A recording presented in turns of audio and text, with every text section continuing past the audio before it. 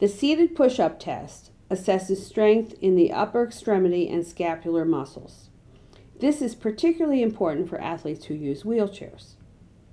The test is performed on the floor for safety, but can be done very carefully on a table if the athlete cannot get to the floor. It can also be done in a wheelchair for those athletes who cannot transfer. The hands are placed on the blocks. The blocks should be positioned under the shoulder, but guarded by an assistant so they do not tip in the course of the test. The athlete is requested to straighten their elbows as much as possible, lift, and attempt to hold for 20 seconds. Time in seconds is recorded on the Haas form. If the hold is less than 5 seconds, education is indicated. Balance is a very important element for all life and sporting activities. Single leg standing assesses static balance. These tests will be repeated on both sides. Single leg stance with eyes open is done first. The examiner should stand near the athlete so he or she feels safe. A chair is also placed in front of the athlete for security. The athlete is asked to lift one leg and stand on the other. The test continues for 20 seconds or until the athlete loses balance or puts a toe down.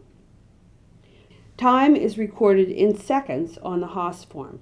Standing for less than 20 seconds on either leg indicates a need for education. Single leg stance with eyes closed is tested next on both sides. Again, the examiner should stand near the athlete and a chair placed in front of the athlete so he or she feels safe. This test should be demonstrated before attempting. The athlete is asked to lift one leg and stand on the other, then close their eyes. Alternately, a blindfold may be used if keeping the eyes closed is difficult. This test continues for 10 seconds or until the athlete loses balance or puts a toe down. Time is again recorded in seconds on the Haas form. Standing less than 10 seconds on either foot indicates a need for education. Functional reach is a test of dynamic balance and should be again performed on both sides. The athlete should stand behind a table or chair so they cannot step forward as they reach. A tape measuring stick should be placed at shoulder level on a wall. The athlete's starting position is measured on the tape at the end of the longest finger with the arm extended forward.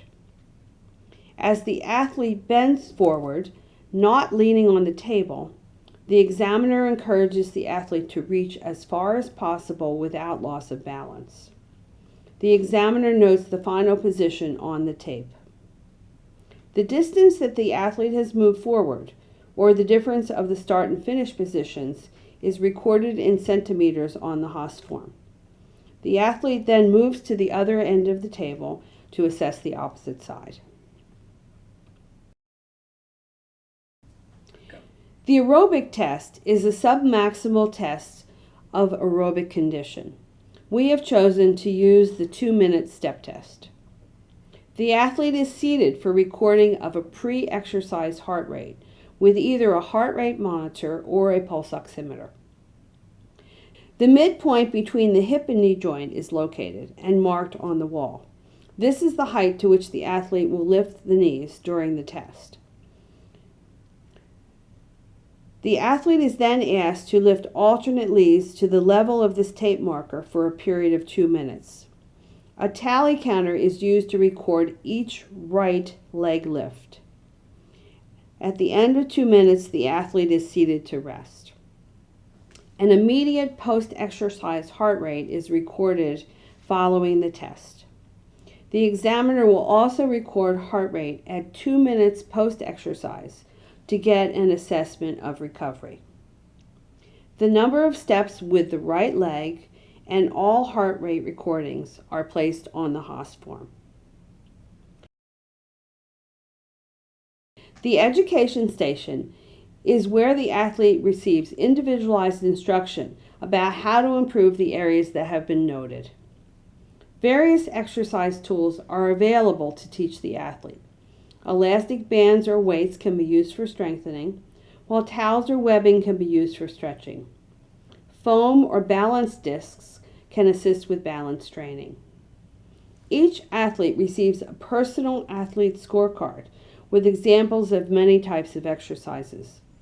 The physical therapy professional works with the athlete to choose the most appropriate exercise, then teaches them how to do that exercise. Demonstration and practice are key elements in the retention of learning.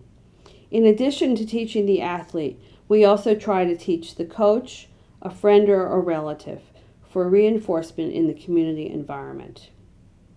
At the education station, we also determine if the athlete needs to see a physical therapist in the future for either rehabilitation or fitness training.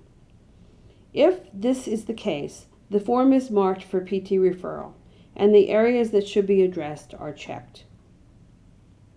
The Haas form is collected and checked at the exit station. Athletes receive some therapeutic tools and a pin as appreciation for their participation. We sincerely thank you for volunteering with Healthy Athletes and for viewing this video to familiarize yourself with the FUNfitness screening. Without its volunteers, Healthy Athletes could not exist.